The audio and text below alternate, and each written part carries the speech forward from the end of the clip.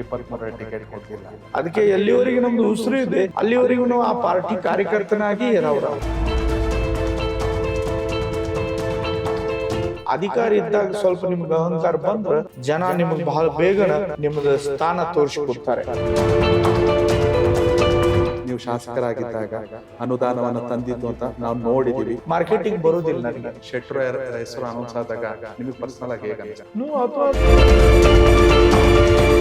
ಸಂಜಯ್ ಪಾಟೀಲ್ ಅವರ ಕ್ರಿಯಾಶೀಲತೆನ ಪಕ್ಷ ಉಡಾಫೆ ಆಗಿ ತಗೋತಿದೆ ಅಂತ ಅನ್ನೋದು ಅನ್ಸುತ್ತೆ. ಅವರು ಏನು ವಿಚಾರ ಮಾಡ್ತಾರೋ ಅವ್ರಿಗೆ ಬಿಟ್ಟಿದ್ದಾರೆ.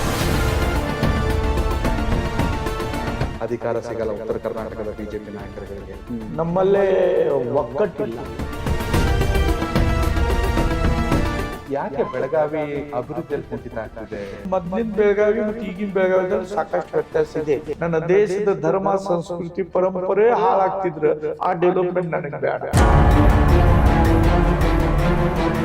ಹೊಸ ಸರ್ಕಾರ ಬಂದು 1 ವರ್ಷ ಆಯ್ತು. ಶಾಸಕರ ಕೆಲಸದ ಬಗ್ಗೆ ಏನಾದ್ರು 1 ವರ್ಷ ದುಡ್ಡು ಕೊಟ್ರೆ ನಾವು ಚುನಾವ್ ಗೆಲ್ತೀವಿ, ಯಾಕೆ ಬೇಕು?